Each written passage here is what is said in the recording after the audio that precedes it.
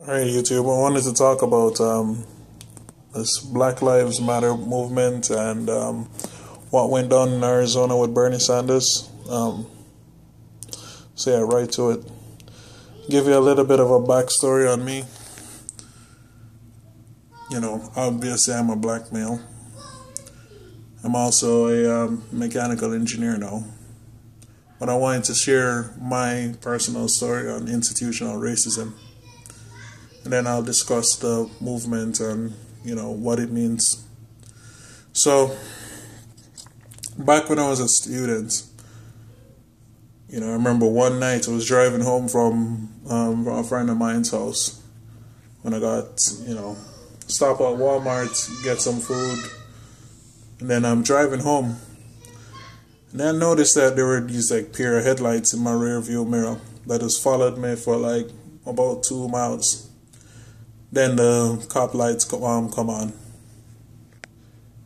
Cop pulls me over into a parking lot, and he's like, so I'm thinking, okay, I'm sorry, thinking back, I'm like, holy shit, yeah, there was a speeding ticket that I'd forgotten to pay, and that maybe he's pulling me over because of that, reasonable. So he pulls me over, and the first question out of his mouth is, what do you do for a living? So I told him, I'm a student. He's like, yeah, how does a student afford this nice car?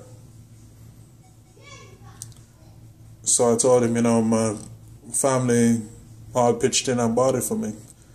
He's like, you see, that's the problem with people like you.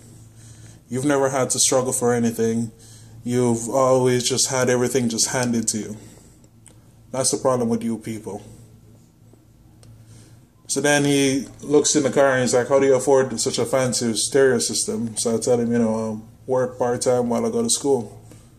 He's like, yeah, you don't work. Get out of the car. So I get out of the car and he's like, do you know you have a suspended license? I'm like, no. He's like, yeah, you didn't pay a speeding ticket.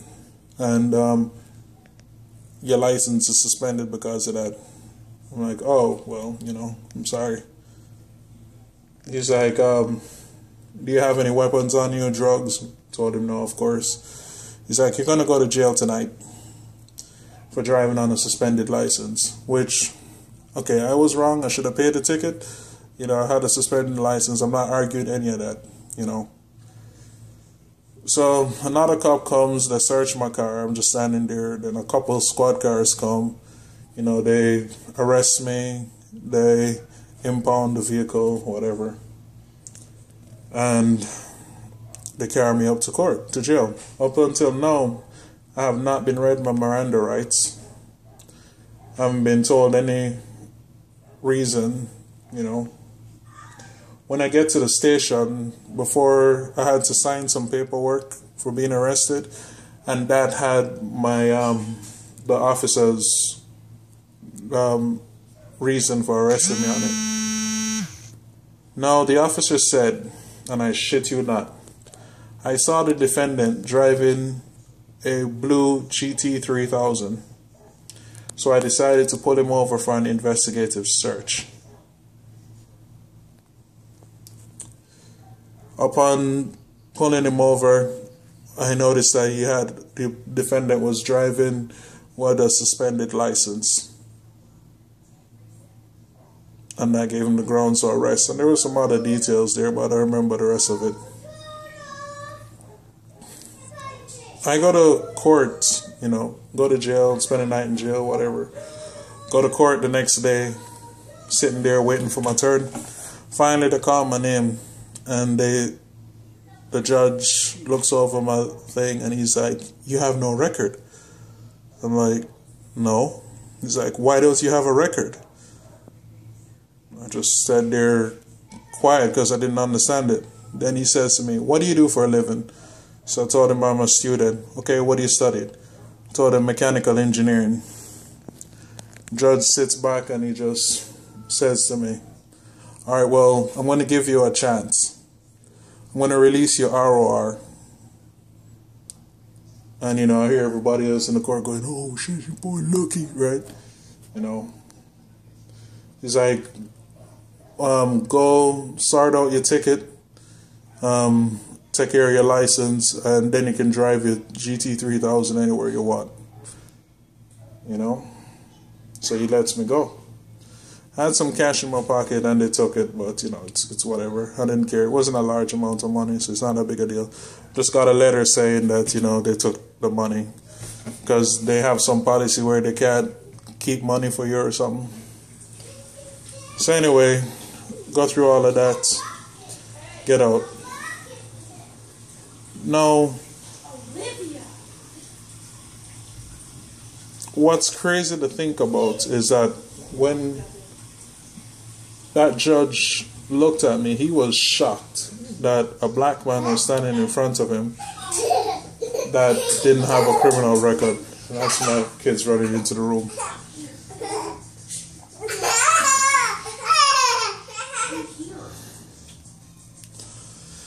You know, and he couldn't understand that. He couldn't understand how is it that somebody, one sec, baby, how is it that somebody could not have a criminal record? You know, he didn't see just a regular guy. He saw a black thug that somehow got through the system. Now, I'm really happy that he gave me ROR, don't get me wrong, you know, but I was lucky. I wasn't a rule, I was an exception in this case.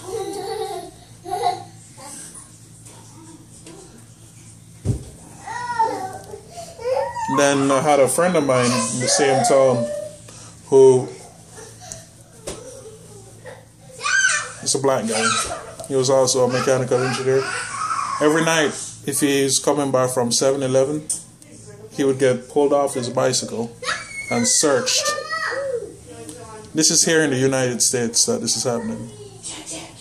He'd get pulled off his bicycle, searched, questioned, and then he'd be released.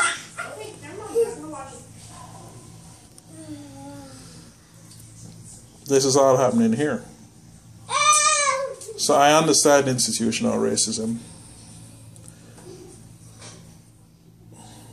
Now, as you can hear in the background, I have kids. You know, I don't want them to grow up in a world where they're seen as thugs or just as a target.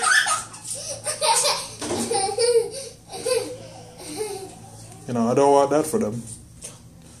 So I want what the Black Lives Matter people are fighting for to succeed. Now that said, you have one candidate in the presidential race that actually has a track record of fighting for civil rights issue. He actually got arrested for protesting with civil rights leaders. And the one candidate that has that record is the one candidate they decided to shut down. Now I understand that what happened at Netroots was that, you know, they had petitioned Netroots to try to get a forum to discuss issues with the police brutality cases that have been happening.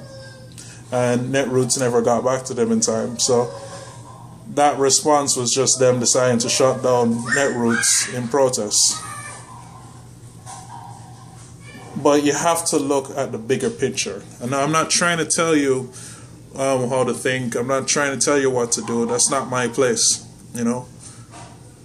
But I'm just saying that you have to be more strategic in what you do. Being angry and protesting, don't get me wrong, that has a place. And comes a time where you have to stop talking and just take action, you know. You have to get out there, you got to march, and you got to shout, you got to get your voice heard. I totally understand that. But at the same time, you have to look at the bigger picture. Because the media is not going to cover it as Black Lives Matter protesters decided to shut down Netroots because they weren't being heard. They're going to cover it as Bernie Sanders and Martin O'Malley got heckled. That's it. And your message, nobody's going to know about it. What did that solve?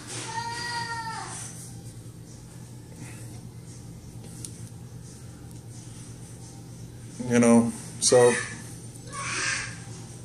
I think, yeah, shouting, getting mad and stuff, it's fun. And it helps to get that stress out, and you feel as if you're accomplishing something. You know, you're fighting the power, you're standing up. I totally understand that. And all of that's valid, not taken away from that.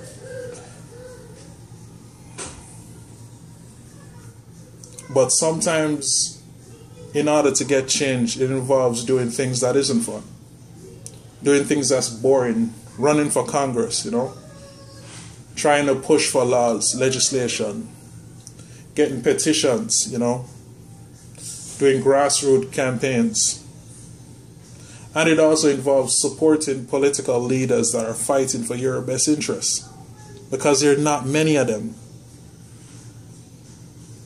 I can count on maybe one hand people in Congress that actually give a shit about poor people.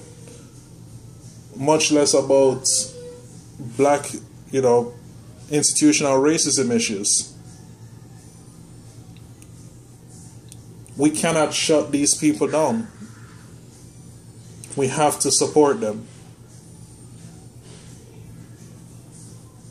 No, Bernie Sanders gets it.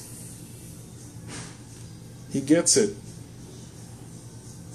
And he's talking about it. And in the private, you know, prisons situation, he's talking about ending income inequality, which is a root problem to institutional racism. And what I mean by that, you have politicians that cut taxes. So now, you know, they cut taxes so they can't run prisons anymore. So they rely on private corporations and private prisons. Then they start relying more on fees and fines in order to keep the government running. And when that happens, who you think the cops are going to target? Mostly us.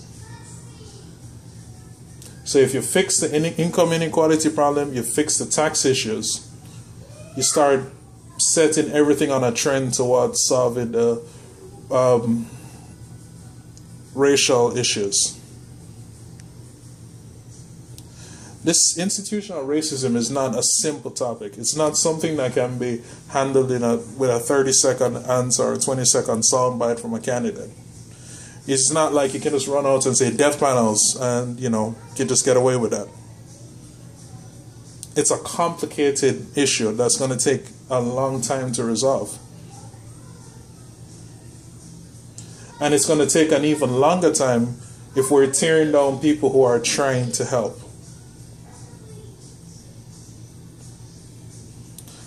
So again, like, I'm not trying to like talk bad to you or talk down to you or anything. I'm just simply saying, like, look at the bigger picture, man.